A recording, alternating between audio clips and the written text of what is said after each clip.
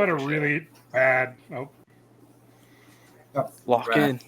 We're back with another episode of the Blue Hen Outdoors podcast. It's been a little bit of an interesting night with these gentlemen tonight here on the Fly panel. But I will let everyone introduce themselves, starting off with Mr. Javi. All right. Thanks for having me. Hobby for More Sessions, the founder, and based out of Jacksonville Beach, Florida. Here we are. Awesome. Mr. Ian next. Just put it that way. I'm Ian McCrary. I live in Wyoming. I work for Wyoming Trout Unlimited, I guess for the council. It's a cool job. It gets me to travel around the state and help local chapters in the state with their conservation goals and their chapter goals, but also lets me try to fish in as many places in the state as possible.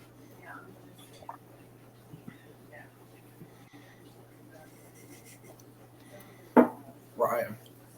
Oh, okay, my bad. A little delayed reaction there, but I'm Ryan. I'm the host of the Trout Wrangler podcast, and I started Rise Fly CLT out of Charlotte, North Carolina here.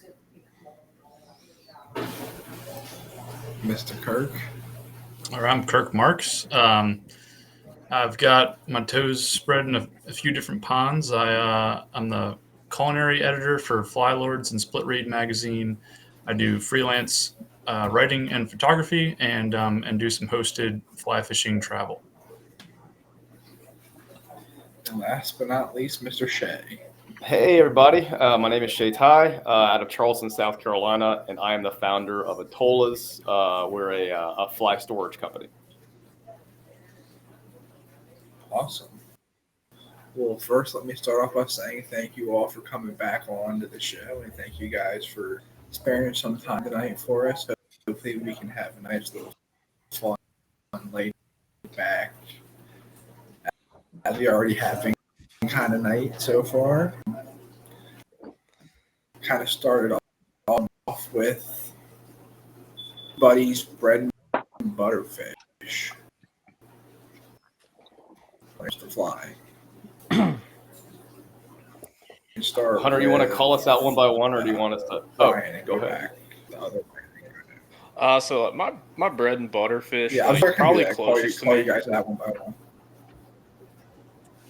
All right, probably the one closest to me is like a largemouth, but I do like I like going up to the mountains and chasing various species of trout, rainbow brooks, browns, and that's really kind of like my bread and butter. But then I also like to get out to the big blue water and chase reds and all that good jazz. So kind of anything that swallows my fly, really.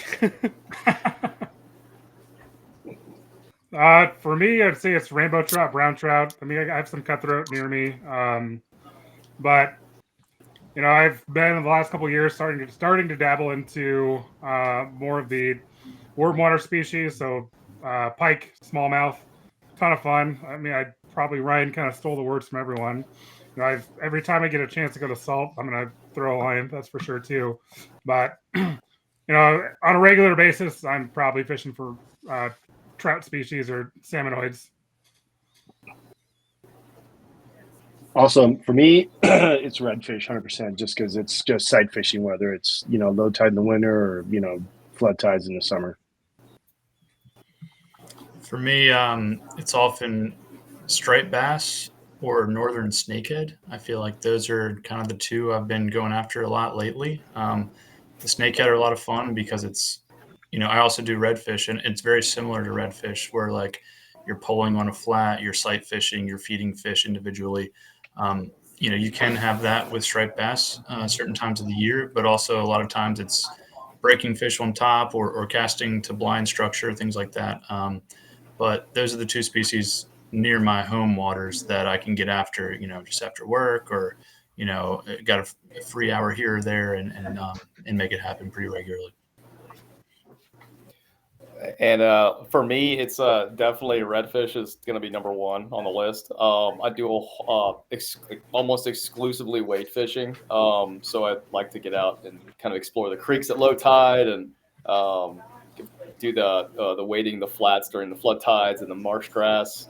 But when I don't feel like getting muddy or I'm lazy, hitting up kind of the ponds around here in Charleston for bass is super fun. That never gets old. It's definitely different than fishing for redfish. You're more just kind of like getting the reps in and hitting structure and things like that. So if you want more activity, that's usually what I'll go to. But redfish is definitely the most fun by far.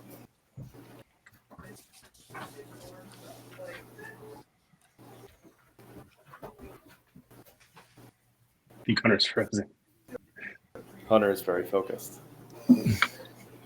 Nope. All right. Fuck.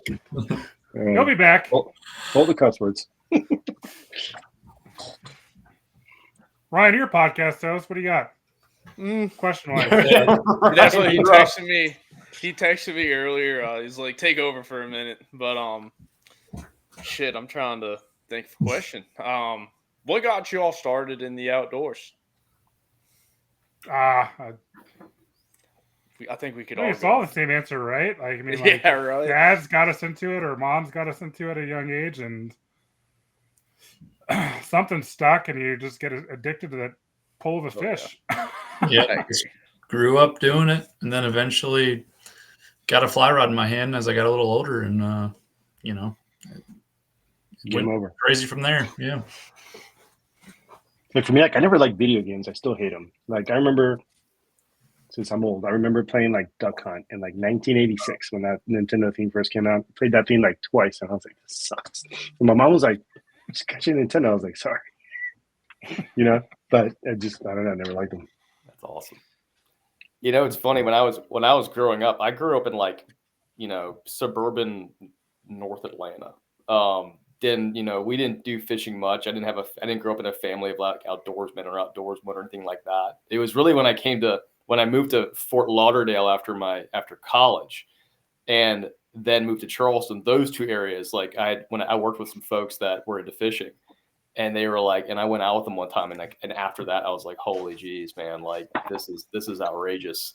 And so that's where I got into it, was Florida, and then that just moved up to Charleston, and did conventional fishing for a while, but then like Kurt, like at some point someone put a fly rod in the hand, or in my case it was my wife got me lessons because she knew I was intrigued, and after my first lesson, like I sold my conventional gear and everything like that week. Like I was completely hooked on it. So yeah, man. At least you sold yours. Didn't get it all stolen out of your truck. that's what happened to me. They force your hand. That's how you got into fly fishing. Is all your conventional shit was stolen. Yeah, dude. That's not one really it. Like I always liked to fly fish, and like I'd go and fish tournaments. There we are. And it was one of those things. Like I always went and fish tournaments, but I'd always pick up the fly rod in the off season. And then I moved in with my girlfriend, and all my conventional shit got stolen out of my truck. It's a blessing in disguise. Yeah, there you go. God bless the broken road. Hunter, we got you back, brother.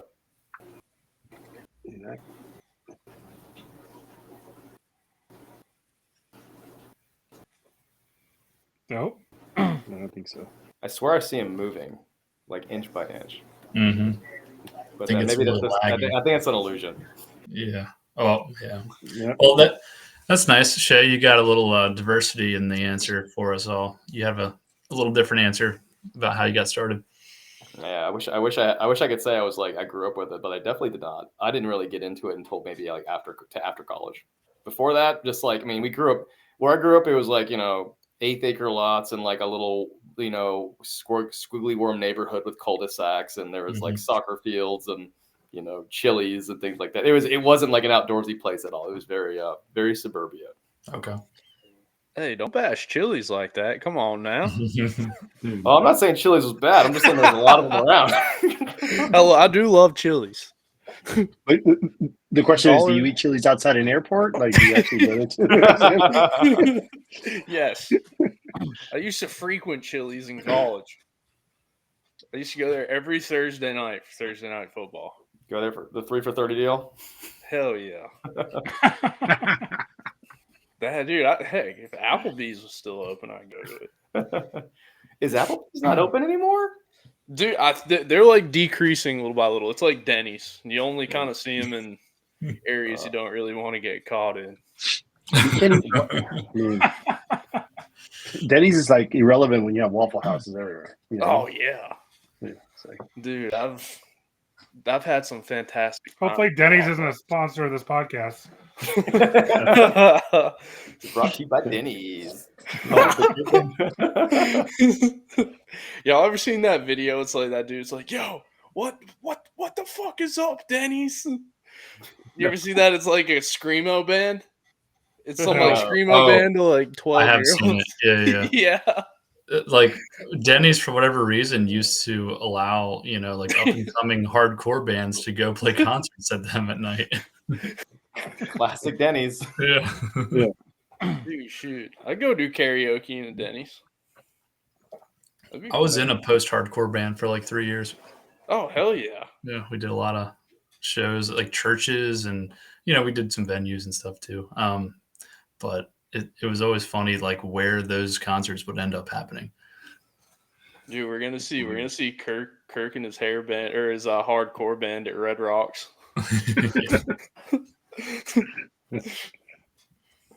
hey, Kirk, is your striper season effectively over for this year, or is there still one, or is this still striper? Oh yeah, where it's you're at hot and heavy right now, man. Right now? Yeah, there's a lot of them, and we got a lot of like 20 to 30 inch fish around right now, and in a week to 3 weeks, I'd say, depending, we'll get a lot of those migratory fish that are coming down from New England up in the bay. Right. What are you throwing at them? Like 8 weights? Yeah, I mean, standard, like throughout the year when the migratory fish aren't around, I'm throwing 8 weights a lot. Mm-hmm. They are around, 10s. 10s, yeah. Yeah. Are you fishing for them like on the surf, or are you going out on a boat for them, or a combination? Yeah, I typically I've got a boat that I run, or I go with buddies in their boat. Yeah, I don't do any surf fishing like on the beachfront, but there are guys that do it, with big plugs and stuff. I know it's possible with the fly rod, but it would be tough. Yeah, I've seen those pictures and stuff. But like they have all the big stripping baskets, and they're all like slinging in the wind, and the waves are hitting them in the chest. And like, man, it looks like a great time. I think that's more possible as the fish are. I mean, it's certainly possible this time of year too. But as the fish are leaving in like late spring, or early to late spring, anywhere in the springtime, it seems they hug the coast more and they're on the flats more than when they're coming into the bay in the fall and early winter. They just kind of like go from deeper water and they jet right into the bay, and they don't really hang out in the flats the same way they do as when they leave. At least that's been my experience. Cool. Hunter, how we doing? I got a bone to pick with those things. See. Those striper are finicky, Dude, so my good buddy Joel lives in Rockaway Beach, and my office is in New York City. So anytime I'm up there, I go in a day before, stay an extra day to go fish. And man, I've been there like prime time. No stripers. Bluefish, caught all of them. Which, hey, big blues are awesome. Mm-hmm. And underrated in my opinion. But yeah, dude, like I'm like 0 for 5,000 on stripers. Got to come to the bay, man. Come to Chesapeake. I know, we can pretty much catch them 12 months out of the year here. It may be, a 45-inch fish, or it may be a 18-inch fish, depending on the time of year. But there's always something around. There's definitely months that are better than others, but of course they're always here in some capacity. That's badass, dude. How was Mr. Joel this past weekend? He's good, man. Like slaying. I mean, he's such a good angler, dude. Yeah.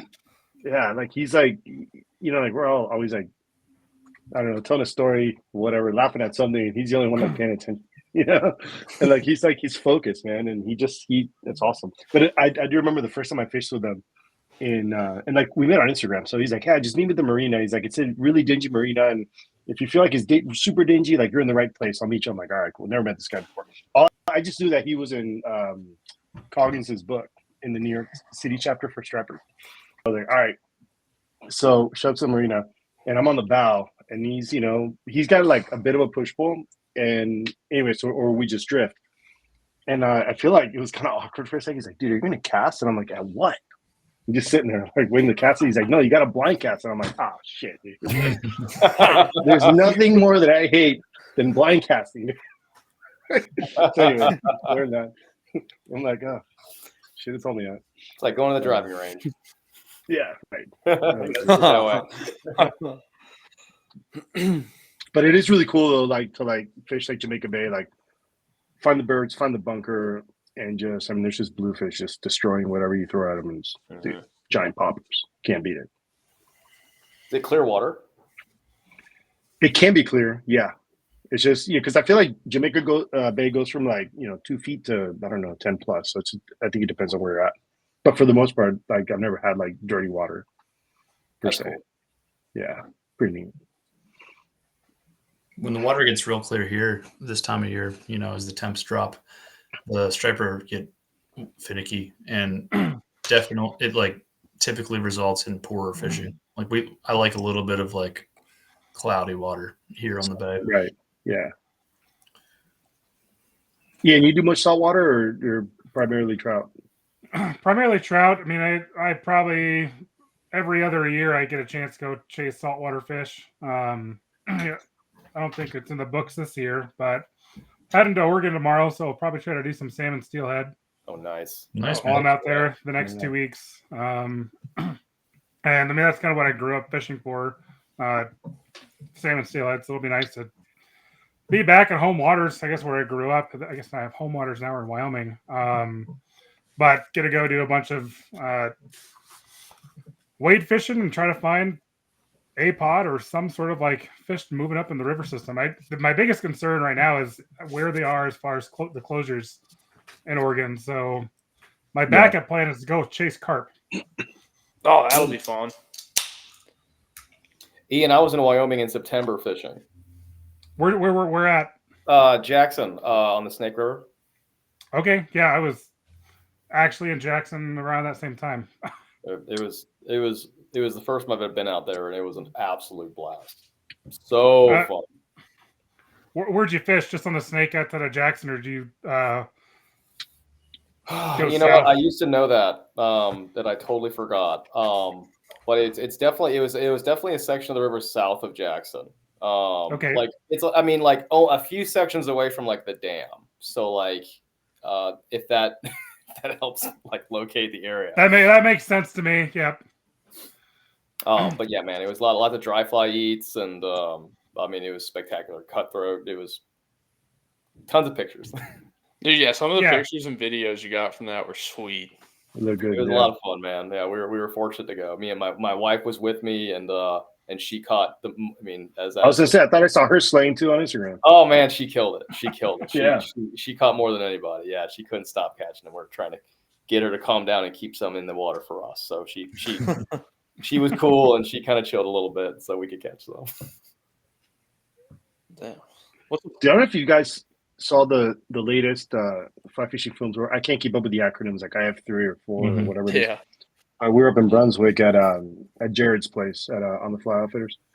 Man, one of the movies was like in Canada. These guys were catching like, I guess it was like their version, or not their version, the salmon run, like on spey rods. I mean, these monsters, dude. Mm-hmm. Was it Like that again. East Coast, like Atlantic salmon, or what was it? So based on the map, it wasn't as far, like it wasn't like so far to the ocean. I felt like, but anyways, it's in the latest fly fishing film tour that's out now. Cool. But I haven't seen them. actually, yeah, because like I feel like those tours are like, I mean, they're all great because you get to see a bunch of different videos, but a lot, like, I don't know, the last one was like, there was a film about like 12-mile hikes for alpine trout, and I'm like, I don't know about all that. But this one, I feel like a lot of like the films are. I don't know. It's like, I like the alpine This one. is I a thought lot that of- was interesting. That was a cool one. It's so funny, like different strokes for different folks. You know, right, yeah, exactly. like it was so. This one was Go ahead. Sorry. no. I was gonna say like this one, like all the films were like obviously different, but like super good. Like that, the Bumpy Land one was insane with the parrotfish. That was cool. Yeah. Dude, so badass. I had no idea that like the guides I put on were like scuba masks and like go jump after these things, make sure they don't go down the cave. It's crazy. Fucking Yeah, brutal. man. Yeah. Dude, I don't even think I went to one of the fly fishing film tour things this year. They only do like one in Charlotte, and it's at like the most unopportune time. I Yeah. haven't seen one pop up in my region. I've been checking. There's a TBD date for DC or Baltimore. So That's we'll see. surprising. In the past they have, but this year for whatever reason hasn't come You're through. gonna show up to the one in Baltimore, and it's just gonna be a bunch of Lamar Jackson highlights. Mhm. It's all right with me. He's back. We're kind of in a better position, which my boss came up with all of this because he's like, how are we going to meet our 25? Because ideally, What's up? We could hear Turn out you. again. Testing 1, 2. bringing in. He's like, how are we supposed to, figure out our plan? I can hear you guys. Can you guys hear me? Coming in and I can out. hear you. Yeah. Nope. Remember that. Shay, we're going down to Athens this weekend. Going to UNCC UGA game. Whew, that's gonna be a close one, brother. Wow, dude, the spread's like 48. That'll be a lot of fun. I haven't So- been to Athens in quite some time, so make sure don't tear the whole town down. Okay. Dude, I think we're getting there Friday. We're staying in Commerce. Staying in And- Commerce. Okay. You're gonna Yeah. drive from Commerce to Athens? Dude, yeah, hey, my girlfriend's driving. Do what you got to do. All right. Yeah, but it's, Hopefully, there's no 1 yard kneeling to ruin the spread. dude, I had him to score that weekend, and oh, dude, that screwed me so bad. I was like, get in, and he didn't. I was like, oh my god. So many people lost money on I that. did not see Georgia slamming Texas that badly. That was I didn't either. not I expected. didn't either. Arch could overthrow the government if he wanted to. Dude, that whole game. I mean, dude, it was horrible. That's a funny line. All right, Hunter. He's back. Back. Man, I gave Hunter some bad juju, guys. I'm really sorry. I think this is on me. Well, Shay's fault. Totally. Oh, yeah. Did we make it back? It was ongoing. Oh, wait. You're We back. are. Yep. Can you guys hear me all right? Am I good? Proof of life. Yeah. Yes. Nobody. Yeah, Look at this. the best one yet. We have All a right. Alex, pulse. All right. Question number 1. Son of a bitch, guys. I'm sorry, man. It is Oh, Hunter, what it don't is. worry about it. We've been just going back and forth and having a good time, man. It's been fun. Oh, I bet. I'm glad you guys were able to for me. So,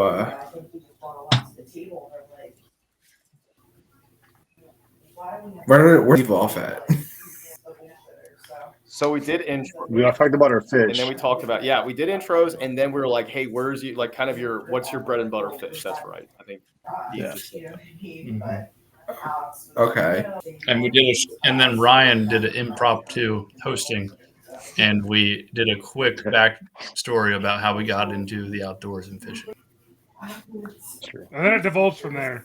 Yeah. Yeah, my ADD took over after Awesome. I appreciate that, Ryan. Mine too. that. No problem. No problem. At least I'm good for fucking something around here. And now we got a good Oh, recap yeah, that's of the fine. first 20 minutes. So it's great. But oh yeah.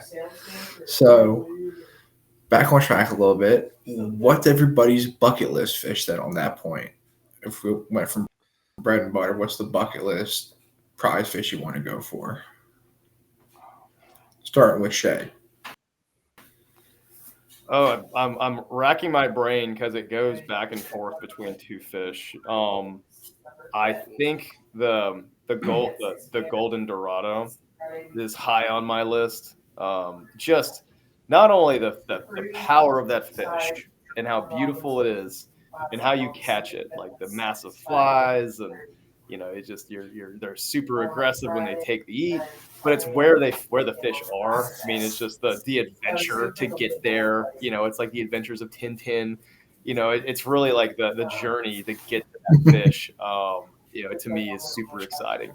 Right behind it would be the giant trevally and the Seychelles. Again, just like an adventure fish, middle of nowhere, ultimate sight fishing, super aggressive eat. You have to put a lot together to make it happen. Probably only get once in a lifetime to do it for most of us. Me, definitely. So those would be my two bucket fish. What about you, Kirk? Well, Shay, I just locked in dates for a Bolivia trip for Golden Dorado today that I'm hosting in 2027. So if you want to come along, man, I got 2 slots. Oh man, that sounds great. We can talk details later. But I think for me at this point in my fishing career, it's actually triggerfish, man. I really like to get some of those big like mustache or Titan triggers. I was out in a really remote atoll out in southern Pacific in French Polynesia in March, and we were catching bonefish and trevally and coral trout and things like that. But it was a lot of fun, and they're all awesome fish. But the one that just eluded me was these really big blue triggers. I think they were actually called red tooth triggerfish, but they look to be upwards of 30 pounds, some of them. I mean, they're absolutely giant, up on the flats, tailing, and I probably casted at 20 of them over the course of 10 days, and they would follow your fly, look really interested, but never commit. Sometimes they'd follow it all the way to your feet and then come off. And then, once you do hook one, I caught a couple of Picasso triggerfish while I was out there. But, if you do catch one, then they run in the holes and they throw up their trigger, and sometimes you got to dive down and get them out. So really trying to figure out a way to get to a spot where I can successfully grab one of those things and lift it out of the water, because they just seem like a big challenge and a fun puzzle. Oh yeah. What about you, Javi? Man, I'm gonna go with Shay. Same thing, Dorado. Like I grew up jungle fishing, so the jungle has a near and dear to my heart kind of thing.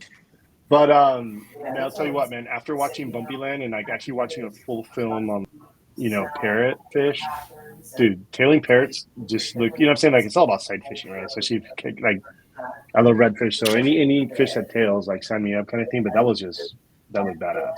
Mm-hmm. And to Shay's point, it's like once in a lifetime type deal. Like takes 3 days to get there, and another one, however long gets you doesn't matter. Yeah. Oh yeah. What about you, Ian? Well, Shay kind of stole the thunder on the Golden Dorado for sure. That's on the list, but I guess two I guess other fish that on my list, I would say, as far as adventure goes, at Timon, that just looks like, the Wolf of the River. Huge fish. It's gonna chase the big streamer. And just the adventure to go get to them seems amazing. I've looked at trips. That's definitely probably a probably once in a lifetime trip if I ever get to do it. But then I guess more like regionally in the U.S., catching a large muskie. I've had a few chase or eat flies completely when I'm not fishing for them. Convenient. But I was targeting muskie this summer and I got probably a 32-inch pike. That was fun, but finding that real elusive fish, that fish that's going to take a big challenge, kind of like looking for a needle in a haystack. Oh yeah. And last but surely not least, Mr. Ryan. So at mine, it's kind of like very uneventful, to be completely honest with you. Like I want to go and catch like a Massachusetts native brook trout, just because it's like I grew up there. Want to go and catch one in like all the New England states, really. New Hampshire, Vermont, Massachusetts, and up in Maine. Just catch a native from all those states. Oh yeah, Well, that'd be Ryan, kind of come to cool Wyoming, too. To you like, can go chase the cut slam with me. I was gonna say that'd be a cool Yeah, I slam. just to want do, to take like, a picture Northeast. with all of them. Yeah, I'd love to do that. Take like a picture with all of them.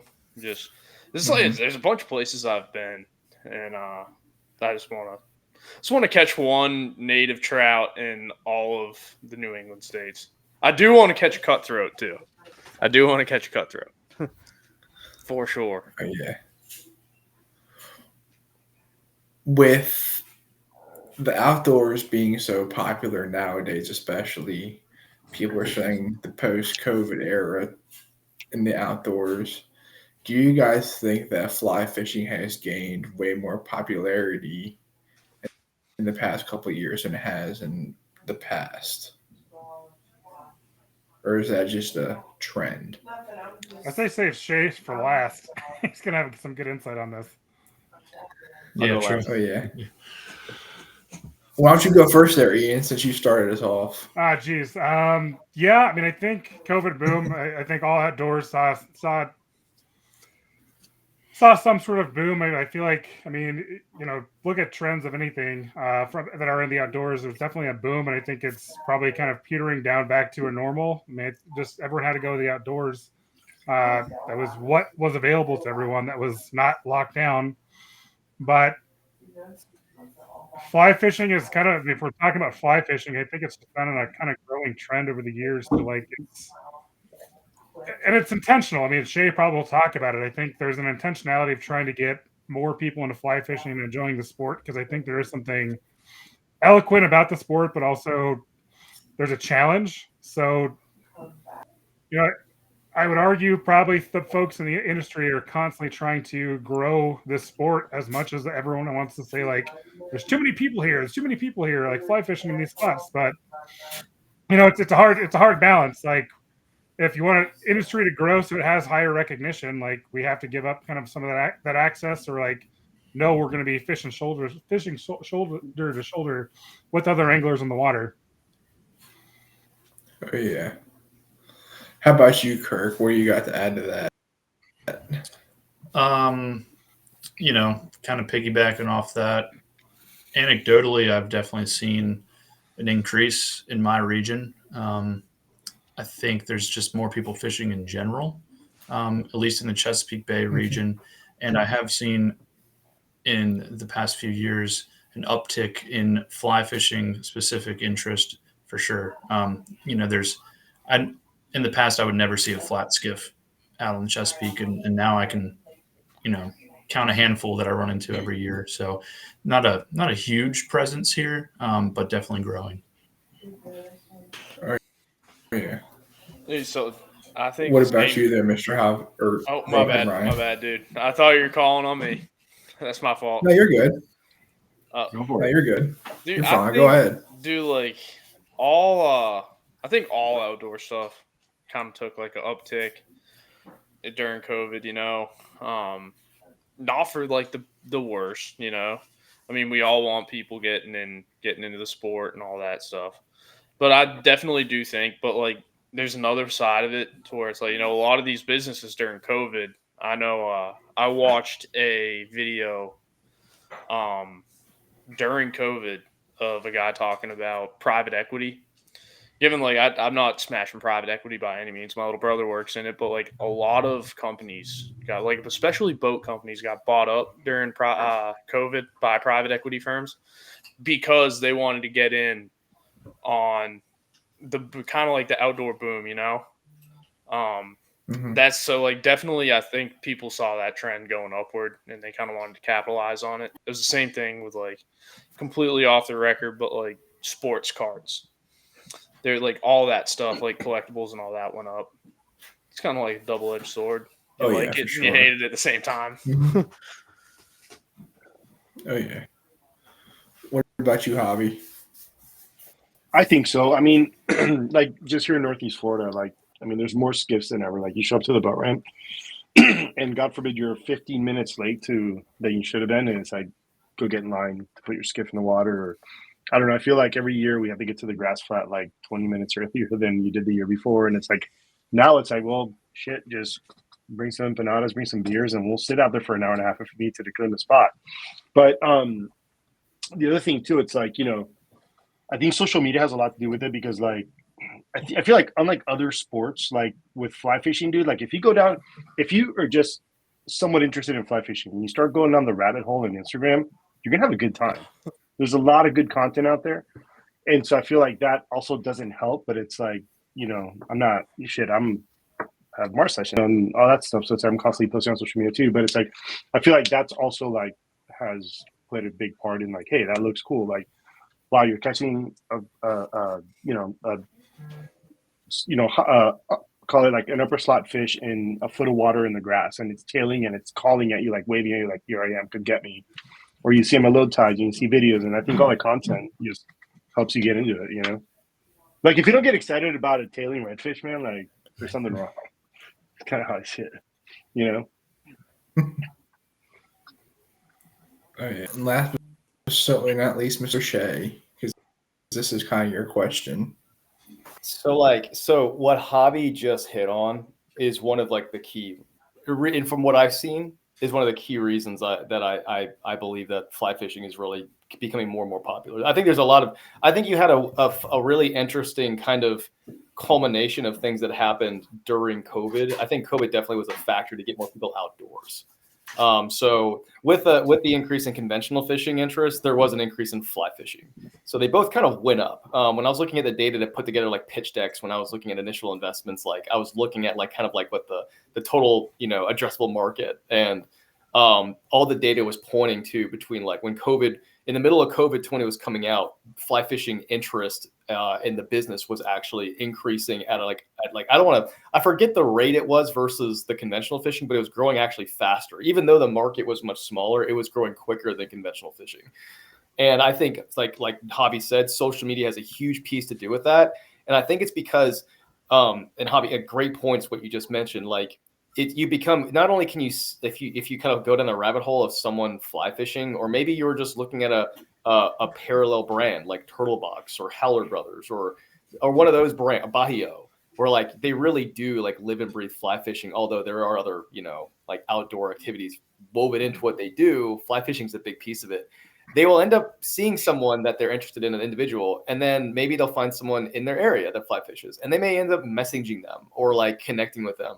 And then social media, I think, has made fly fishing much more approachable. It's not as intimidating as it used to be. And so more people, me included, felt like they could like kind of shake off the scaries and go into a fly shop and actually like admit like, I want to learn to do this.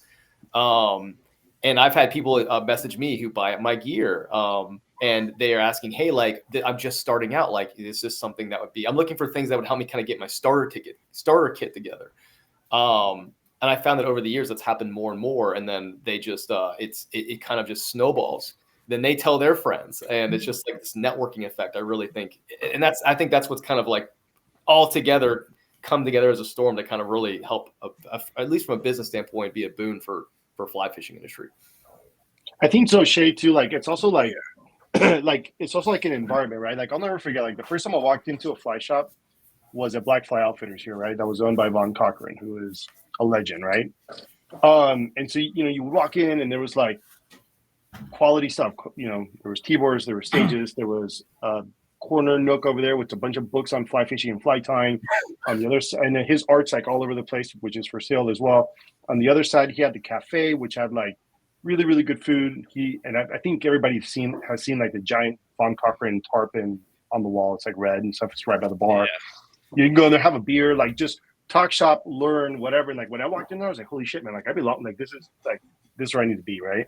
And then you walk into, like, for example, like Jared has done a really good job in Brunswick with on the Fly Outfitters. Beautiful shop there again, all quality stuff in there. And then you go into, like, for example, like Rivers and Glen in Mount Pleasant or like in Savannah, particularly in Mount Pleasant, that has the 2 stories. On the second, you have your gun room downstairs on the right, you have additional gun rooms and the bar and the coffee upstairs. And you're like, dude, like doesn't get any better than this, right? Mhm. And so that's Oh, something that you don't get when you walk into like a bait and tackle. Nothing against that. But like, I feel like if you're into fly fishing, like that's what you want to be like. That's the environment you want to be around or in, right? Dude, Bobby, you bring up a good point. Sorry, Brian. Oh no, you're good.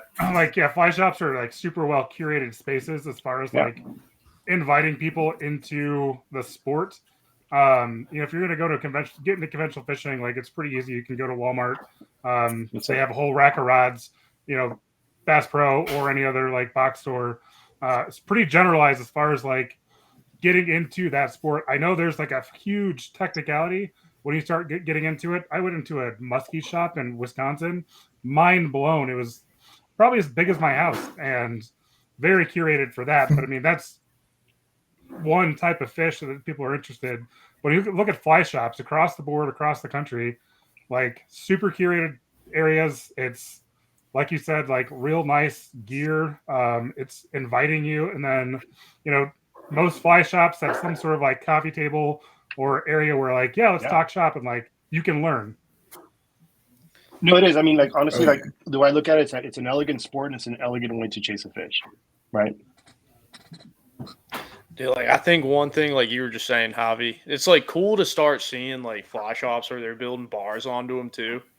Like there's one up in Cashiers up here, and you guys might have seen it. It's Brookings Anglers, and they just opened the Blue Line bar. You got everything you want right there. You got super nice gear. You got like a good group of guys. They have fly tying night like every Tuesday night, and it's just a bunch of guys go sit down, tie flies, and drink beer, and just hang out and talk shop. Like you're talking about like your first time walking into a fly shop. I remember, dude, like the first fly rod I ever bought was a Fluger rod, and it came in like a box, like no tube, no nothing. It came with like some run of the mill flies, and it's like if I thought like when I was younger, I walk into a fly shop with this, they're gonna look at me like I'm a scrub, and it's like I still am, honestly, but like more recently now, like I feel like fly shops are a lot more inviting, and 100%. I was just in Bluffton, or I was in Beaufort, but I went down to Southern Drawl to see Captain Graham. And the first thing I see, like at his little bar there, it's like Green River. I'm like, you drink Green River bourbons? I'm like, I'm in the right place. It's fucking awesome. Dude, yeah, it's cool as hell how they're starting to do that. Well, you guys are already kind of answering the next question I was already going to have. Do you guys see with that boom, the growth of the community? Like Ryan, I know you've mentioned at least on your show, every other show, I hear you talk about fly tying nights. I mean, you guys just talked about how fly shops are starting to get bars and trying to get more people in to do different kind of events there. Do you think that all that has a big part to do with it as well? Like communities growing, people trying to say, hey, look, even though you're not experienced, come hang out with us for a night, learn how to tie some flies, maybe get some info, and then go do your thing and see where you go from there. Yeah, I mean, I've seen it. I'm actually going through the whole process to try and start a fly tying night right now, and it's just one of those things. Like you want to kind of have some people together, and it's like I don't care if one person shows up. I don't care if 15 people show up, but it's like kind of like having the camaraderie. I mean, if you want to talk about fly fishing communities, Javi has one of the best ones probably in the country, literally right there in Jacksonville, and it's unbelievable like to see kind of how these communities do it. Like I kind of want to start something like that, like what Javi has, what Sean has in Charleston here. I mean, it's probably not there's not many people in Charlotte that are probably like hardcore about fly fishing. But it's like have like at least 10, 15 guys that'll come out and drink a few beers and tie some flies on like a Thursday night, watch the Thursday night football game. I think it's something that a lot of people should probably get into because it's like you see all these communities and it's awesome to see the camaraderie. So that's kind of like one of the things like I'm trying to get a fly tying night started. Tough. Oh yeah. Here in Charleston, We had a group of guides and just fly fishing fanatics put together, hobby. I've seen you done a few casting drafts. And it's this event that started, I want to say, a couple of years ago.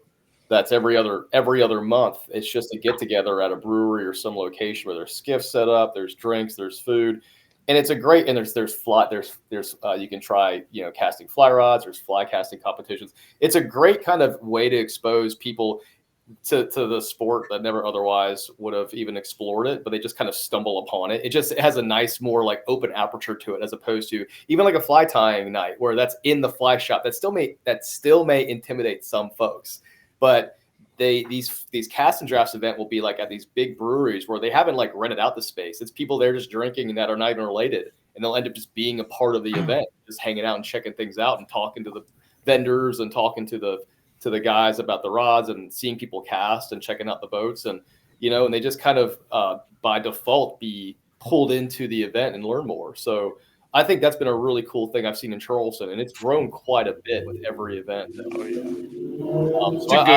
It's something really cool. That's a dang good group of dudes down there too, like Langston, all those guys, super good dudes. Yeah, all super good dudes. Yeah, dude, I think that's it, man. Because like without like community is everything at the end of the day, right? And that's how you like build like all the friendships and like put the drama to the side and just put on like here like what we do here, like what I do here with Justin and with Lauren from North Point Outpost and with the guys at Ink Factory Brewing. It's like it's just sad. It's like 40 vendors, 8 skiffs, come one, come all. And the first year was like 400. Next year was like 700. Last year at the beer release for Mars Sessions that we did in April was almost 1,000 people, but we raised $4,000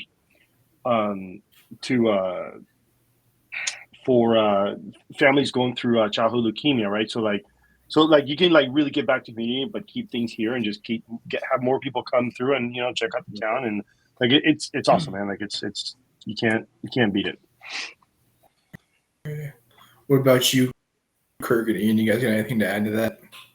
I mean, I think shops have really been able to tag along onto the community feel. I mean, like when I got into fishing, I think one of the bigger community groups, like on YouTube, and that was kind of in its infancy too.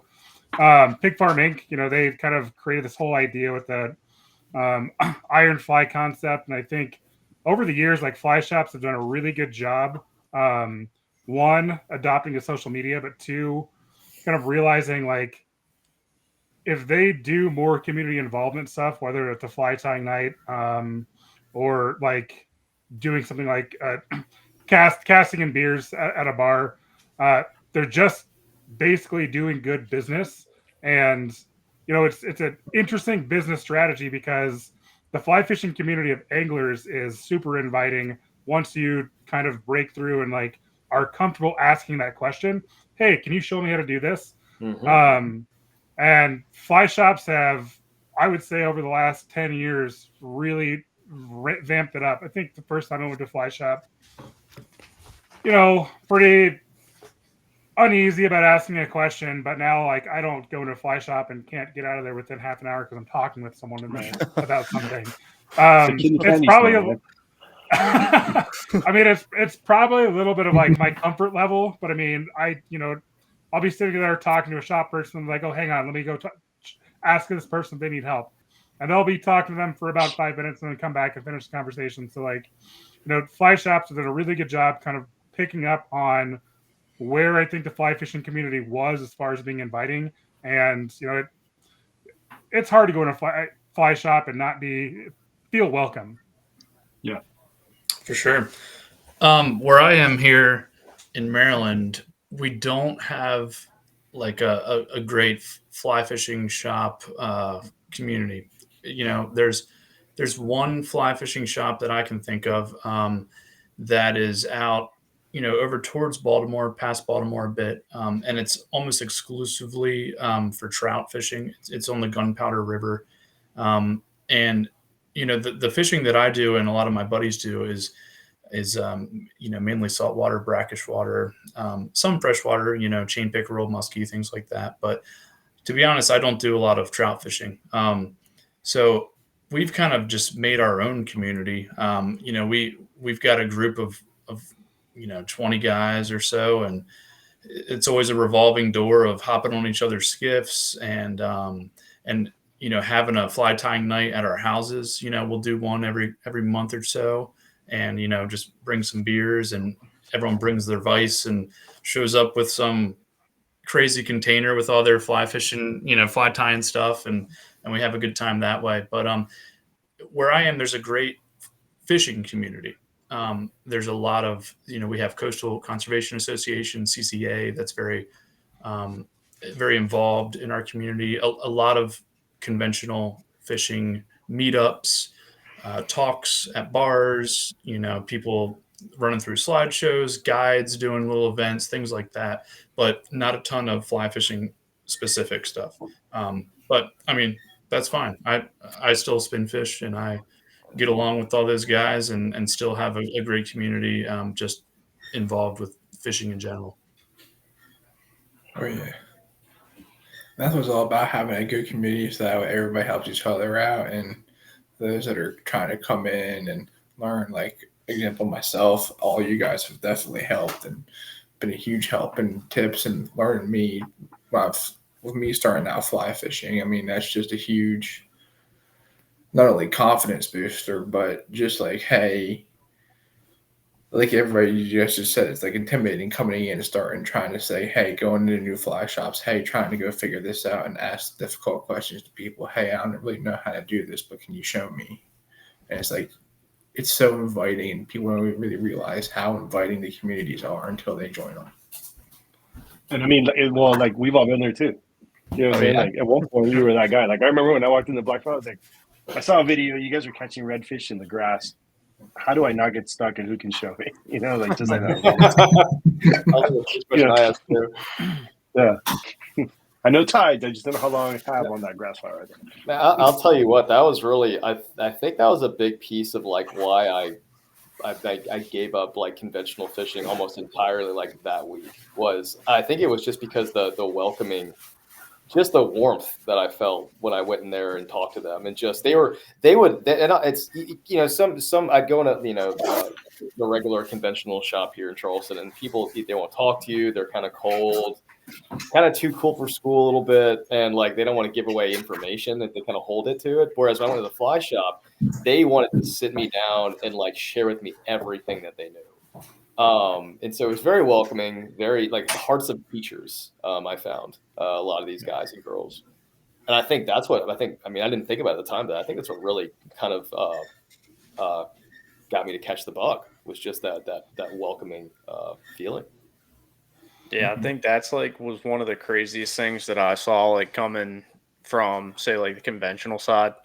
It's like, I walk into the tackle shop to like pick up a couple crankbaits and go dump my boat in and go fish for like 4 hours, and just be like, hey man, like where are you catching them on the deep crankbaits? You don't have to give me exact like coordinates or something. Like, give me where you're catching your little ones. Point me in the right direction, man. Yeah. Yeah, just point me in the right direction. And they're like, no. I've legit, like, I used to fish against the guy a lot in like the Saturday tournaments, and he was like, no, I'm not telling you where I'm even catching my little ones. Go like, where it's wet. Yeah, it's like, dude, come on. But that was like a big thing where it's like, you go to a fly shop in the mountains, it's like, hey man, like, where can I go and catch like even a couple rats like that? Just kind of like put my brother on like a good time. And they're like, hey, go here, park here, throw this, and this, and y'all have a great day. And it's like, this was 2 years ago. I brought my brother fly fishing for the first time, and it was I forget which guide it was for Headwaters, told us to go up to a place, and me and my brother ended up catching like 60 fish. And he looked at me at the end of the day, he's like, dude, that was so much fun. And I was like, yeah, dude. I was like, it's super fun. And I wouldn't have known to bring my brother up there unless somebody didn't tell me, hey, go here, park here, throw this. Where it's like, somebody could have gate kept that, but they were nice enough to tell me where to go and put my brother on fish. There you go. Oh yeah, for sure. But I think there's a part of the challenge of fishing too. Like, I mean, with fly fishing in particular, like there's, the camaraderie. Like we've all been through it, learning how to cast or whatever. So like there is like that. I want to help this person get into it so they actually enjoy the sport. Whereas like you go to a bait shop, like, well, if you can tie a clinch knot and you can figure out how to bait a hook, you're good. Yeah. Oh yeah. Well, hold on, Ian. I don't know, man. Like I remember years ago, I walked into this fly shop in Blue Ridge, Georgia. I don't think it's there anymore. But anyhow, I go in there and I'm like, hey, I'm here for the week with my family. I got an Airbnb over there. Like, I know I got to go to whatever public water, but I knew the spot because somebody gave it to me. I'm like, just tell me what to buy. Just send me off on my way with what I need. So, all right. So I pay for all this stuff. I get home and I have they explained everything, right? Because let's just all be honest. Freshwater fly fishing is extremely complicated. It's not simple like saltwater is, right? And so anyways, I get home and I'm like, oh, fuck, dude. I got like 6X, 5X, a little like McDonald's to go ketchup looking container with like all these little size 20, 18 things in them. And I'm like, what the fuck to do all these things? Then you got the split shots. Then you have this. And I'm like, I get home and I'm like, I'm just going to YouTube all this shit, dude. Yeah. I mean, That's so funny, man. Like they talk about, I think personally, I think trout fishing is so much harder. Like freshwater is so much harder than saltwater, in my opinion. I know they both have their technicalities, but man, like there's so much more, in my opinion, to catching like trout effectively. Ian, you probably know. Well, no, and God forbid you get stuck in the tree. You got to cut the whole thing and retie the whole thing. Oh my God. From the areas for fishing to like whatever the hatch is, to what depth they're at, to the tying the 6X. Like I don't even know how. Like that's how you know you need readers, Shay. That's how. Look, man. That's how. That's really humbling to me because like I go fish saltwater. I'm like, I have no clue what I'm doing. I get on a skiff. I'm like, the guy's like, don't step, and I spook all the redfish because I'm not used to like turning my body like that. Like, do you guys follow Nick Clark? He's a little south of me in like Mims. He's got a podcast called the Native Cracker Podcast. Anyways, they had Nick. Oh yeah, I've heard of that. Yeah, I've heard of it. These guys are hilarious, dude, and they're really good outdoorsmen. Anyways, they took Travis Luther fishing or some shit. I don't know what it was, but anyways, they ended up making the sticker. It's like a little bumper sticker. It says like fly fishing is inconvenient. they had like a day full of like line management issues and shit. Like it was just and they're not wrong. Oh yeah. True life. With all the different kind of, let's say, films, videos, and with the popularity of social media and the outdoor boom partnering hand in hand, do you guys think that with all the films and different kind of videos that we have now, that more information, whether it be conservation or what kind of fish you can go get and where it can, like, do you think that these different kinds of platforms / ways people can watch are opening people's eyes to what the possibilities are in fly fishing, whether it's just versus it being the old just regular, hey, I'm just going to throw for my trout and we'll see what happens? I mean, I think so. I think that there are two things I'd say to that. Number one is like the most amazing places you go to catch these fish. I think it's just an attractive, interesting, inherently compelling thing to watch and get intrigued by. At the very least, follow on social media, and maybe one day you'll start picking up fly fishing because of it. But I think the other one is I see a lot of videos lately that are talking about like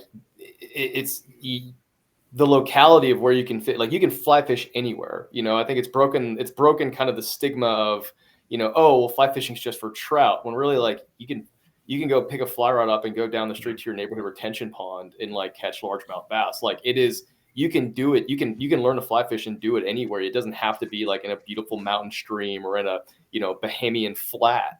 So seeing more stuff like that, I think definitely helps the growth of the industry. Just seeing like, oh shit, like I didn't even think about that. You can catch a fish other than trout with a fly rod. Like go figure. Just that light bulb that goes off. I think is just. Shit, that happened to me. I thought it was only for like the Patagonia catalog and like scenic. And start looking freshwater things. And I'm like, we don't have any. And no, and then somebody was like, dude, you live almost in the Mecca, like by the Mecca of redfish. And I'm like, what? And then, sure enough, dude, yeah, Mhm. I weren't wrong. So Oh yeah. Dude, like it's. What about you, Oh, Kirk? Cause you're. my bad. Oh, I'm Sorry. sorry, Ryan. That's I my was gonna fault. say, what Sorry. about? Oh yeah, I I mean, want to know Kirk's opinion because he's kind of into film and photos. Yeah, sure. I think it's definitely showing people what's possible. 5 years ago, I don't know if anyone would, or maybe 10 years ago, perhaps, would be saying like, I want to go to the Seychelles and get GTs, right? Like that has really blown up. Golden Dorado is having a moment right now. There's all these parrotfish, that we talked about, like all these new kind of discoveries of what you can do with a fly rod. The tame in Mongolia, these things, and it's really just, I think it's making people want to go do these things and then develop the technique further and get better and better at it, but then also take that same mentality and be like, what else can I go find? If there's a guy catching GTs, then maybe I can go out and catch these Jack Crevalle, right off the coast in Texas and Florida and have a good time with that. It's just like really opening people's eyes to what is possible. For better or worse, we're definitely having more of an impact than we ever have. And there's a lot of people and conservation is always a forefront of the message for fly fishing. But still that, we are having a big impact and we're casting a wide net. So, I just hope that people continue to push that conservation narrative, think about handling these fish, harvesting sustainably, all that kind of stuff. Hey, Kirk, and you make a good point there. Like, because for example, like, yeah, everybody wants to go catch a GT, everybody wants to go catch a milkfish or one of those exotic fish. But we were just talking about this in Louisiana. That like, as a Floridian now, right? Like, like if it wasn't because my family, I go to the Panhandle once a year for vacation or whatever. Like, and one of my good buddies from Panama is a guide over there, and we always, it's summertime, so it's jacks and jacks and jacks and jacks. But it's like when the last time somebody said like, hey, let's take a trip for jacks was like never ago, in my opinion, right? But like now we're like, oh, it's November, it's my yearly migration to Louisiana because we've got to go catch bull reds and giant freaking black drum and whatever, right? But it's like, and so then we're talking about my buddy does social trips in Pelican, and I don't go in the fall because I have my Louisiana dates are set, it's the same week every year, and just I leave with the same dates from the next year. But I'm like, dude, like we should go to the Pelican in like July when it's hot as shit. And you just see jacks blowing bait up like every 5 seconds, It's like, but to your point, it's like, I think that's something that we took for granted. I was like, dude, I'm an idiot. Like I should be fishing more for jacks in the summer, and I don't. Yeah, they're going through a great rebranding right now, I feel like. Yeah. And it's cool. I mean, they basically are GTs, right? Right here. That's it, dude. Low country GT. Mm-hmm. That's it. Hunter, I think your panel here does a pretty good job of like kind of modeling, I think the widespread like interest in fly fishing. But for the longest time, as these guys have talked already about, like fly fishing's had a trout problem for a while, and I think all these videos are, film tours or whatever, are doing a great job making people realize that, it's not just about trout. There are other species to target. When you were off, I was talking about like, if I can't catch salmon when I go to Portland here next week, leaving tomorrow, I'm gonna go find some ponds and go fish for carp. There's no season on those, and I can go try to target those as much, for fun. And the biggest thing too is like Shay kind of pointed out, like anyone can get into fly fishing, and it doesn't matter where you are. And I think as the sport kind of grows, it's gonna, I think, boom as far as there's interest outside of these prize fish that we're going for, whether it's trout, redfish, white bass, striped bass, and what's closest to you is going to be the best fish you can fly fish for. Right. Oh, yeah. Just like something that I've been doing about like stuff like that is Charlotte Stormwater does a really good job of like, they have all these streams around town, and it's crazy because you can go into like some of the there's Little Sugar Creek Greenway. You can walk down there and you can catch like 3-4 pound bass on a fly. But it's like at the same time, it's kind of funny. Like I went down there walking down like a greenway in my waders. I'm getting some freaky looks. And then it's like I get to one part of it and there's like a homeless dude bathing behind me. And I like call my girlfriend up. I'm like, hey, there's a homeless dude taking a bath behind me. Like legit, like straight birthday suit, like trying not to look back there, like middle of Charlotte. But it's like, that's cool stuff. Like not really homeless dudes naked behind you while you're fishing, but you can go be in the middle of like a large city and catch like 3 and 4 pound largemouth on a fly in a county like drain system. Oh yeah. Well, even like in down south in Miami, like Hobby's Way, you can go down into the city basically, and in a ditch and go get like monster peacocks or snakeheads or. I've encountered some freaky shit down in Florida City too. I was down there peacock fishing when I lived down in Florida.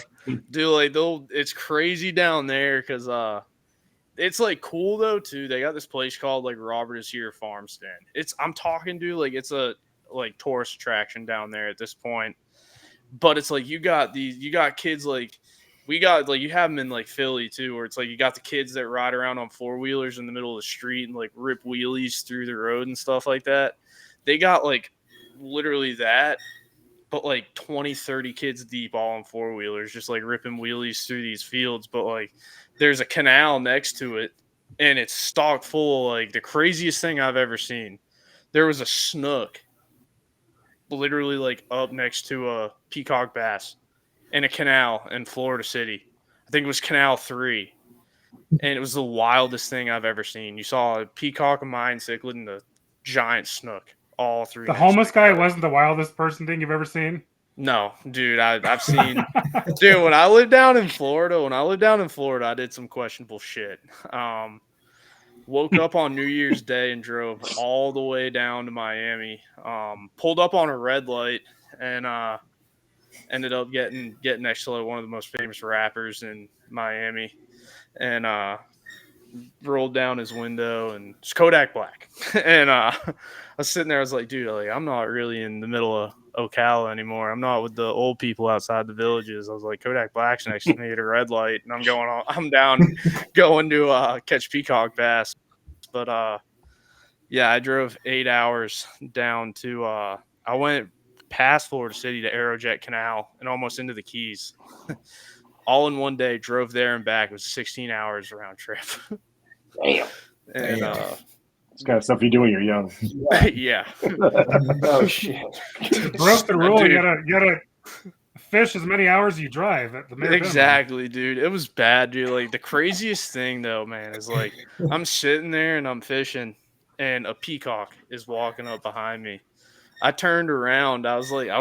Oh, there's peacocks in there, yeah. Dude, down there in South Florida, those peacocks are everywhere for some reason. Like Everywhere, actual dude. peacocks, like giant spread. I'm like, oh my God. I was like, that's an actual peacock. I've never like encountered one in the wild before. They're giant, dude. Dude, they're huge.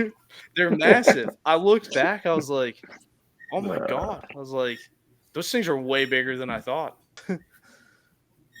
But Oh yeah. yeah, down in Florida City's wild. Like, it's some of the canals back there. I was like, I would be packing a 9mm on your hip if you're back there at some parts of the day. Oh yeah, for sure. Seems safe. Well, last question I got for you guys, and then after this, I'll open it for you guys to ask each other some questions, and even can ask me some questions. What would you, instead of my famous why question, because I've all asked you that since you guys have been on my show before, we're going to change it up a bit. What would you guys say is the aha moment when you started fly fishing? Whew. I think Starting with Kirk, or whoever wants to start. Go ahead, Kurt. I'm gonna go. Forgive me, guys. I gotta go get my plug for my computer before it runs out of power. So I'll be right back. Mm-hmm. Should we take a quick break? Yeah. Can we I'll take grab a a quick beer. break? Yeah, that's I was gonna fine. say, I was like, That I'm works. gonna go for my third pour of bourbon. Since, I'm gonna have to hop off Dude, here soon, Hunter. I need to Check it out. Okay, My that's buddy fine. was like, I found Taylor for $80, and I'm Yeah, like, dude. bring it. What kind of deal is that? I'll be In back in a Georgia. second. How do I hit this real quick? I'll be back in a sec. This might. I got to roll out here in a minute anyway. This might be a good opportunity just to cut loose ends here because we're kind of breaking anyway. Yeah, that's fine. But it was nice to see you guys. And Same, dude. yeah, hopefully we get to. Oh yeah, We'll all be in touch and We maybe will. get after some fish together. Sounds oh good. yeah, Have for a good sure, evening. Kirk. I'd definitely. Oh yeah, we'll definitely have to, like I said, get on some turkeys and fish together, man, because we're at least so close. Right. Sounds good. All right. Well, nice to meet you guys. Same. Later, man. Take care. Bye, Nice meeting Kirk. you, man.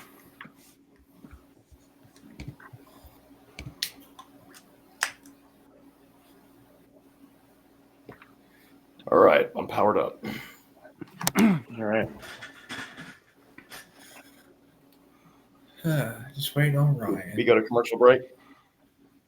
Yeah. How does this work? Do you edit out the commercial break?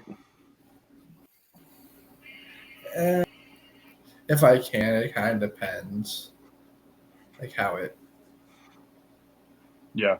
ends up sounding when it goes back together. Hopefully, Denny's isn't a sponsor. We How's, kind of trashed on them earlier. Sorry, we're fans of Waffle House down this way. Hey man, I'm right there with you guys. I'm for it. What's up, fellas? Sorry about that. Oh, you're good. You missed it. Kirk had to dip off, but Oh, damn. as we were saying, what was everybody's aha moment when they started fly fishing? Damn, that's a great question. I remember it wasn't necessarily like when I guess the aha moment was I finally figured out how the cast worked. Like I remember specifically where I was when I finally felt like the load of like when I was back casting and then like letting the line unfurl and then just knowing when to start your forward cast. I remember I'd been all summer long. I was working these bass ponds and I was just trying to cast far, trying to like hit spots I want to hit. And I could never just get that nice tight loop. And it was like kind of like, I guess, similar like when you first start golfing, like you just get worse before you get better. And like, it's that moment where it's like, you're either going to quit this forever because you just hate yourself and you think you're terrible. But then you just, I guess, have a breakthrough and you finally figure out the mechanics. I remember it was a Friday evening after work. And I remember I backcasted and I just let that line just go out just a little bit longer than I like. And then I started my forward cast and I felt it. I felt it. Like just, I don't know what, just the energy from the rod down to where my hand was. And I let it unfurl and I started my forward cast and I finally had this tight loop and it just unfolded in a straight line and just flapped normally. And that was my aha moment for me where I was just like, I'm going to do this the rest of my life. Because it was just that once you figured it out, like you put all that time and effort into figuring out that cast. Because there's the cast. It's Then you gotta therapeutic, dude. Oh, feel there was no better. The only feeling I could compare to it was surfing. Like you just felt like this everglow. Like look what I did. I just never looked back, man. I think that was my aha moment. Still thinking. How about you, Ryan? I got one. Dude, so it's like I lived up in Cashiers for a little bit and I was always fly fishing. I'd go to like Wilson Creek, Wilson Creek, if you know anything about it, it sucks. But I went up to the East Fork of the French Broad River when I like literally like the day after I moved there, like graduated college, was up there for like a BS internship. I like essentially made up my entire capstone project, but I did it as like a fly fishing camp, and I go up and fish the East Fork of the French Broad River like once a week. And the first time I went up there was like maybe not even 10 hours after I moved into my apartment. or into my townhome up there. I went out and I was like, I've been fishing bass ponds. And I went out and I had like a 6-fish day. And I was like, damn, I think I can kind of do this after going to Wilson Creek and not catching a damn fish for like 7-8 times. I'm like, whereas like, after that third time, I'm like, damn, I might need to sell these things, about like how I am with my golf clubs right now. But like, I might need to sell these fly rods and just take up like badminton or something. And, Pickleball. yeah, take up pickleball. Start wearing New Balance, like the New Balance, the Nike Air Monarchs, playing pickleball. And then finally, like, I got up to East Fourth French Broad River, and I caught like 6 fish one day. Had a leak in my waders, and filled them all the way up to like my thighs. And I was like, damn, this sucked, but it was so much fun at the same time. Yeah. I went and bought a brand new pair of waders that next day and just fished like at least every afternoon for that entire summer. But that was kind of like my aha moment. But it's like at the same time, I still probably haven't even had one because I still suck at it.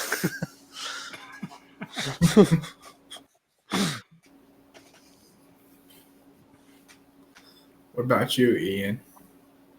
I think like getting into it, my dad kind of taught me to cast in the side street with an old rod of his with a shitty line. So like I had a lot of experience casting before going on a first adventure fly fishing. So I went up to Alaska with a bunch of buddies, and so I had some pretty good practical experience. But I think as far as casting goes, but I think once I moved out to Colorado and was really getting into it, the struggle. It's funny you guys were talking about like there's a million flies for freshwater fish.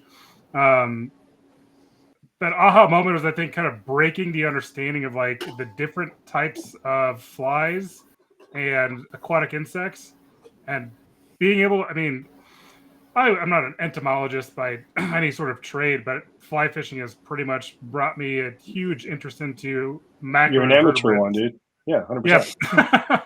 It's like Shay, right? Like when you surf, you're like an amateur meteorologist. At the end of the day, that's who you are. Right. Yeah. Not even that. Just being able to pick up a rock and look at what insects are on there and be like, okay, there's a mayfly, there's a caddisfly, there's one stonefly, and then so I think finally like cracking that code or understanding of the different species and subspecies was probably my biggest like, oh, okay, like there's a good way to pick apart the river, or what flies I should pick for the day based off of what I'm looking at, as opposed to, the simplest form, like, well, this is what the fly shop told me to use, or, well, this is what a hatch chart's telling me to use, or I think I should use this. Yeah. Last but not least, Mr. Javi, what was your aha moment? So my aha moment was this. So like, unlike Ryan, like I never really thought about selling all my shit, but it did take me like 6 months to land my first redfish, right? But like I was so like hell bent, and I liked it so much it didn't matter. I was like, I know how to cast. I've got to figure this shit out. But it was more so when you start catching fish, and then you have those days where you just completely like had a bad day, just went home, didn't catch anything, couldn't feed anything, didn't find something. Dude, it would I would lose sleep over it, and I was like pissed. I was like, what the F just happened? And it was just getting past that point that I was like, you know what, dude? I had a great time. I could have sat on the couch all day. But instead I went hunting for redfish, didn't find one, but I'd go home and I wasn't completely angry over it, Like, dude, like last year, for example, after 6 or 7 years going to Louisiana, we always fish 3 days, because the way I look at it is that you're going to have 2 good days, and you need a throwaway day, whether it's raining sideways or you just forget how to cast, can't feed a fish, all that shit that goes into or you're having a bad hungover. day. Or that. But in Louisiana, you can be like definitely hungover, still catch a fish, because those fish give you 15 opportunities to feed them, right? Anyways, so like, but last year in Louisiana, I remember like for the first time ever, I struck out like badly, and I was like, we found one bull red at 8:30 in the morning. We're like, this is going to be our day, because if you do that by 8:30, like it's on, right? Didn't find the fish the rest of the day, right? But I went home and I was like, all right, cool, man. Like, what are we for dinner? 10 years ago, I'd be fuming. You know, My wife Esme calls it because there's a lot of times when I go out fishing, and there's a lot when I do not. There's a lot of times where I don't catch shit. Yeah. And most and of the time, instead of, we don't catch shit. All of us. That's how it is. Fly fishing. I mean, it's me particularly, man. If you followed me around, you'd be like, man, this guy. I want to go follow somewhere else. But she calls it going on safari. So when I get back, she's like, did you catch anything? Or did you go on safari? I'm like, I went on safari. So it's like a nice out there. It's a nice walkabout. She's like, did you go look at nature? Did you go see nature today? That's awesome. I like that. That's awesome. That's how my deer season is. Well, we're at the point where it's open for you guys to ask each other some questions. So have at it. One question for you guys. What's your guys' like fishing or fly fishing superstition that you like fully you have or you fall for? I guess I'll go off first. Like I don't tie knots with even numbers. I don't know why. I've always like if I do a clinch knot or anything with like 4, it always seems to break. So it's always an odd number for me. I'm similar too. I have for me, it's 3. When I do like a loop knot, it's 3 loops around. No more, no less. But another one is like, I think I don't know if it's a superstition or just like maybe just something that I've experienced personally, and I feel differently. So in Charleston, like they say like October is like the best time for redfish, and some people even say they call it Red October. And there's a lot of good reasons for that, like the bait's waning out and the fish are kind of, gorging, things like that. And I find that I have terrible luck in October. I just, for some reason, it's supposed to be the best month. And I get super pissed because I'm like, oh, it's October. We're going to go out in the flats and find all these tailing reds. I never find them. It's like, to me, like August is the best month. But that's just me. So like, I don't know if it's like a superstition thing or anything like that. But like when people get excited about October for redfish, I'm just like, eh. And maybe I'm just going to the wrong spot. But I always thought that August here in Charleston is the best time for redfish. I think for me, like on trips, like I'm the biggest fan of guides. I'm not like, the way I look at DIY is that like I work too hard, and having kids and a family, it's I dedicate most of my life to them, right? But when I get like 4 days off or 5 days, I go like to Louisiana like we did last week. I'm like, I want to walk on, walk off, right? And I do believe that you build a relationship with these guys. I'm like my bros. I'm like, we're like, I always have them tie my fly on. I'll tie the leader, but you got to tie my fly on. So that's kind of how that's mine. I got to listen to the same playlist every time I go fishing. Really? It's literally the same thing whole way there. I got to listen to it like front to back. That's a good one. And what is it? It's just like a random playlist I made when I was in college.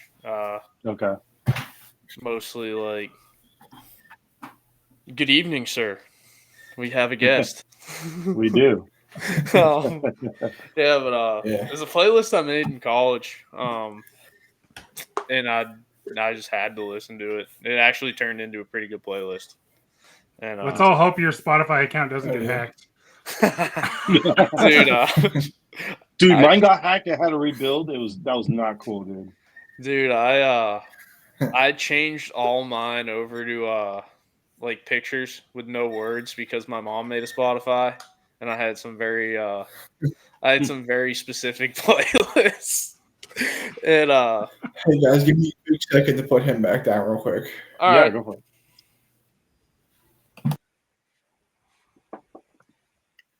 Y'all remember? I'm definitely aging myself, but do y'all remember like Napster and LimeWire and all those like those downloading softwares? Oh, yeah. So my last year of college, I must have like been on the the campus internet, and so I just downloaded a couple songs off Napster, and then I was doing a competition that evening for my school for landscape architecture, and the dean pulled me into his office before the 3-day like event began, and he said, "Listen, The feds are here, and they say they've got you. They know you were downloading music, and like they want to like bust your ass. They want to make an example out of you.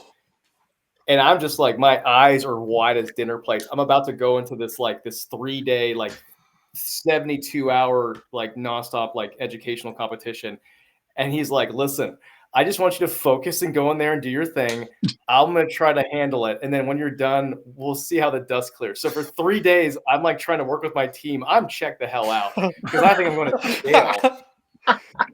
And I'm panicking. I'm just like, it was like 2 songs. It was like Enter Sandman by Metallica. Like it was just, and after it was all over that Monday, but the dean doesn't come in. Tuesday, dean come in. I'm like, what's going on? I go into his office on Wednesday, and he goes, oh man, yeah, we're good. He just totally forgot to tell me that. I guess he worked out a deal. I don't know, but and I never got busted. I still to this day have no idea what happened. But, Shay, when did you graduate? what year? Yeah. 2008. Okay. Should date yourself. I graduated in 2003. Oh man, you look so young. Yeah. You do. All of you guys look young. Well, I don't feel young. I don't feel young. I'm getting older by the day. I'm like a Dude, I was fishing with Camp Chris Herrera, one of my really good buddies. And dude, he's got like tennis elbow, man. So like a freaking 9 weight. Oh, dude. Oh no, man, it's awful. You gotta learn to. You gotta learn to. Are you ambidextrous by any chance? Well, so it's funny because I cast right and I reel right, and so he reels right or he reels left primarily, but he can do right. Doesn't matter. I'm like, dude, learn to cast left-handed. I don't know. So you cast right and then you switch hands and reel right? Yeah. Once I get into the reel, I switch and. Well, that's interesting. Yeah. Huh. Are you left-handed naturally or right-handed naturally? I'm right-handed. My twin brother is right-handed? left-handed, which is the interesting part. I'm left-handed. Yeah. Well, but my brother reels right-handed, so we can swap rods and stuff, and it's fine. So I'm so confused. well, so dude, we were fishing. Adam Johnson from Loco Rods. He just about to release a new Salt Pro. Dude, we had like 4 Salt Pros, like 2 8s, 2 9s, and a 10 or an 11 or something in Louisiana, and we beat the shit out of them. It was awesome. But with my brother, I can like just swap like here, like because I have like a on the 8 weight I had an Everglades, and on the 10 weight I had my Riptide, so we can just like swap reels and we can fish the same stuff. But yeah, you don't want me reeling left-handed. Nope. Man. Dude, Don't know how to do it. Man, I feel like it's a salt thing I've heard of. I've heard of guides having all their rods set up on right hand retrieve. Well, like traditionally, if you go back however long fly fishing is around, really you should reel right-handed. I've just as a child with a conventional reel, I still reel right-handed. Doesn't matter. Damn. Yeah. Odd to me. I don't know. I'd be lost. Well, but like there are people too who are like my buddy Nigel, like he's left-handed, like 5 to 10 weight, and then 10 and above for tarpon. It's right. I'm like, no, that makes sense, but whatever. Yeah, how does that make sense? Nature finds a way. Yeah, that's his superstition, I guess. Like, yeah, is that 10 weight? Oh, you better switch that reel, bro. Switch the reel. Yeah. Whoa! We're at 10 weight. Give me the other hand. So that's one of the reasons where anywhere I travel, I bring my own stuff, and like I've had guys like, well, I got everything. I'm like, no, you don't, because you reel left-handed. That's funny. No, you don't. Trust me. Oh yeah, I'd say my superstition. When I'm always fishing, I don't know what it is. It's not a comfort thing. I mean, because I fished in Hey Dudes and the flops and stuff like that before. But like, whenever I have my Crocs on, I'm catching fish. That's awesome. You're right. I gotta wear my Hey Dudes with no socks on the way there. Or I gotta wear my Ugg slippers the whole way up the mountain. That's another one of my superstitions. I got the Tom Brady Uggs. Gotta wear them things, and then switch into my waders and wader socks. I do it even in the dead of summer. I'll wear them things in public too. Like if we're stopping for dinner on the way back. I'll walk into a 5-star establishment in Ugg slippers, to be completely honest with you. In a pregame outfit. It's like walking to the locker room before the game. Just Yeah, Travis Kelce wears like a Balenciaga fit. I wear like ratty sweatpants from high school lacrosse and a pair of Ugg slippers. Ryan, I really just want to like watch a video of you go fishing for a day, like wake up to like sunrise to sundown. Like let's just record a day in the life of Ryan. Let you just talk about all of your different things. Like we can just watch the whole video of you listen to your playlist on the drive too. Dude, I think I might be in a little hot water if I ever release that video. you need to get a big corporate sponsor. Get like Turtle Box to sponsor you, and you do like a fly fishing film tour entry where it's just like hey, a day with Ryan. Dude, honestly, like hey, if somebody wants to spearhead that, I'm down. I hit up Turtle Box and they decide to go and sponsor Scotty Scheffler. Well, hit them up now. And Right? like, hey, You're look, lost, Ryan. Scotty Scheffler. They're lost. here's a list of my daily activities before I go fishing. And what I'm gonna record. Hey, now I haven't in a long time gone to jail before I've been fly fishing, but now impressive. Honestly, Scotty Scheffler went out and shot probably one of the best rounds of the year after going to jail, and Oh, that's right. He got arrested. yeah, he got arrested at the Open. At the Open, yeah. Yeah, dude. But he still made yeah. his tee time, right? Yeah, dude. He was 10 yeah. minutes before his tee time, and he just smoked his first drive off the tee. Yeah. But yeah, I hit up scared Turtle Box. straight. I hit up Turtle Box. Like, I got like the contact I needed. Hit him up, and super nice. They were like, "Hey, like, we've put our funding somewhere else. Like, where we've closed all the stuff." And then 2 days later, they're like, "We just got Scotty Scheffler." I was like, "All right, I'm good with that. I'm good with that. They weren't lying. I'm good with that." They weren't just making me feel good. Yeah, I was They- like, I'm they good with actually that. spent the entire marketing budget. Yeah, I was like, I'm good with that. It's like that time I went on a few dates with a girl and she put me to the side for an SEC quarterback that was now playing for the Panthers. Is like, that the you know one you ran what? into at the Wait, is that the one you ran into at the Jiffy store? Yep. Yep.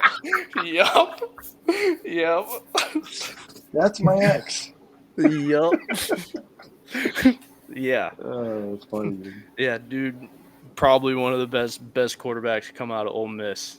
Hit me up 5 days later. It's like, hey, yeah, dating Matt Corral. It's like, you know what? Good with that. Get your bag. Get your bag. Get your bag. I can sling that thing too. Just not as good. My shoulder starts hurting after two tosses at high velocity. Oh, shit. I gotta be hitting this for a few minutes after I throw the football twice. Hey, Ian, what's your social, dude? I'll have you on socials. It should be. I'm not good at social. That's for sure. It should be Ian J McCrary at Ian J McCrary. I was just going to say that we were at an hour and a half. This is the longest podcast we have. I think I'm probably going to have to cut it off here. Damn. Let you guys to wrap some Are we shameless longer than plugs. my first podcast? Well, we had like 35 minutes of technical difficulties, if not more. We deleted Oh, yeah, that before though. this too. So Huh? yeah, we did. We deleted that though. So we're at 2 hours Yeah. Yeah. ish, something like that. hmm Yo, Hobby, check out this cicada fly I just found sitting on my fly time desk. Whoa, what? Really? It's a cicada. I don't think I tied that. There's no way I tied that. What? Seriously, That's who- like is that like Arkansas trout? Like brown trout? Like Yeah, you can What- catch what- them on a cicada down in South Carolina too. 3 Yeah, years but, like, ago. It was Yeah, like didn't the we have this? crazy big hatch. Like I think it was 2 or 3 years ago. It was like a 100-year hatch that 3 different species, like 3 different age classes of cicadas hatched across like basically all of like Southwest U.S. and like people were going nuts. and I think I was doing Ragbray that year, and like I kind of wish I hadn't been doing it that week because it would have been great to go fish for some trout, eating some big flies. Dude, yeah, that thing is freaking huge. I don't know. I think that's an Orvis fly. I definitely bought that not knowing what the hell I was buying like 10 years ago. Shameless plug, you could just say you tied it, and people were like, "Yeah, when I get that from Ryan." Yeah. I tie a much shittier cicada fly than this one. My buddy did catch like a 6-pounder on it though. So I have they're either bourbon or Scotch or corks for every year that my 3 kids were born, and then like when my daughter turned 13, nice bottle of wine, whatever. So I put all my like memorable flies in those, and this is the one from like from this past trip. I finally, after 6 years, got my freaking Bayou Slam in one day. Finally. What was that? But it's a what? Was it? Oh, the fly? Yeah. Oh, I don't know, something like I'm dumbbells, not a deceiver. some brush. I don't know. That'll crush in Too Charleston odd. right now. This that big? 2 odd?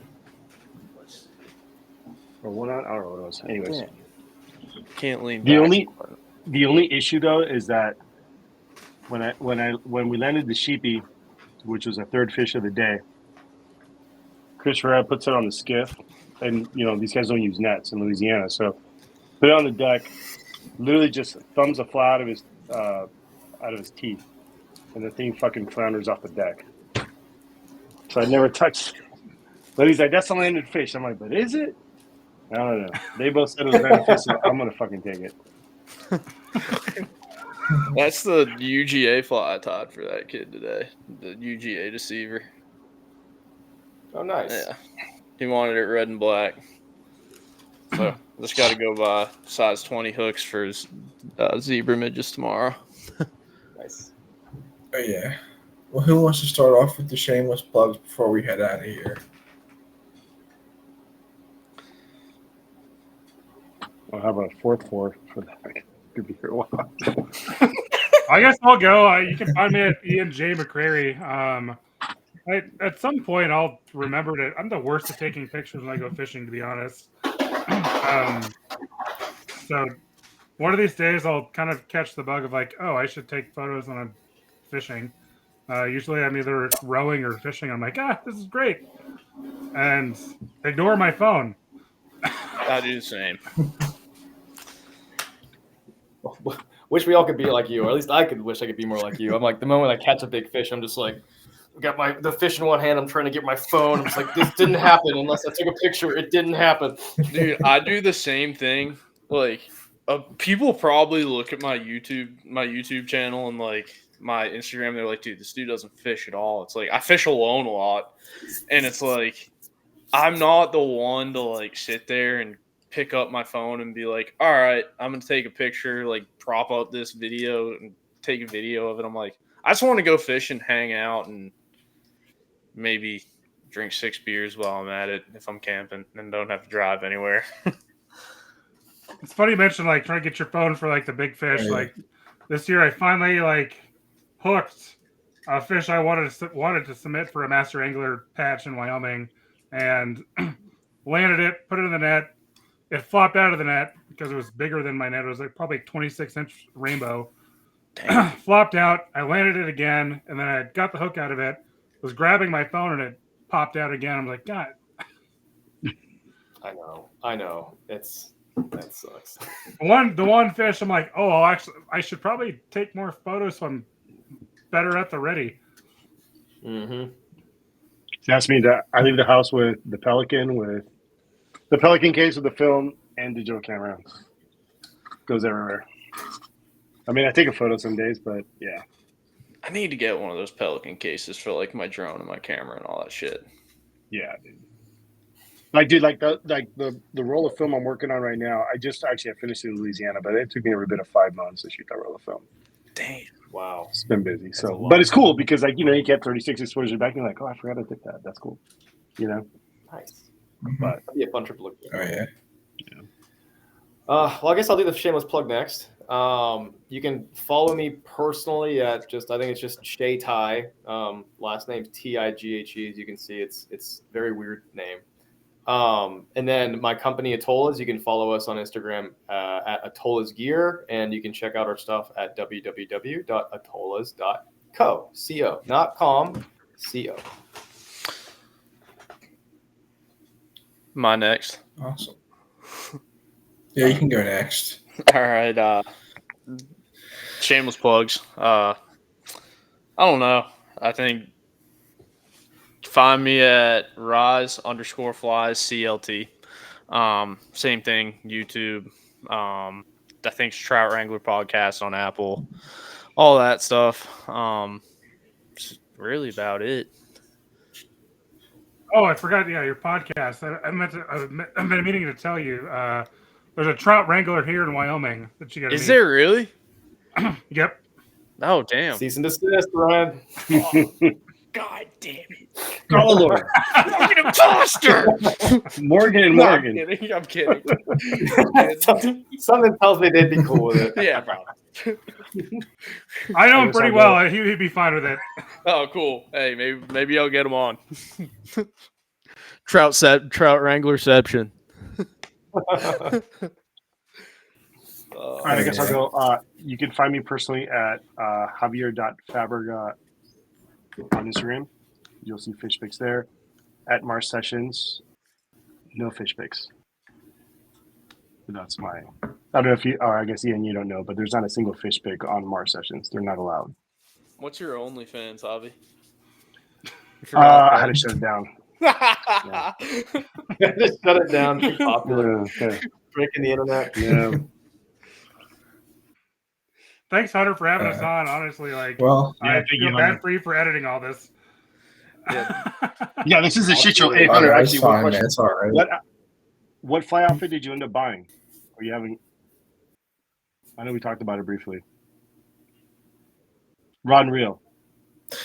Oh, I haven't got one. I Okay. gotta get myself one. I'm probably gonna get myself one for Christmas. Either a We Temple fully Fork support this, by the way. for Ryan or a there was another company on Amazon. I'm forgetting the name of it right now for my rod, and then get the reel. I think it was an Able reel. I had picked out for Hell yeah. Ooh, very nice. for Nice.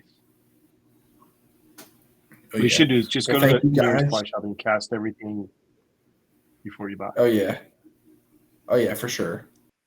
Gosh, I think we all paused when Well, thank you were guys talking all. about your first reel. We're all thinking about oh gosh, when was I doing that? That was exciting times for sure. I think we all grew up a little bit today. Yeah. Yeah.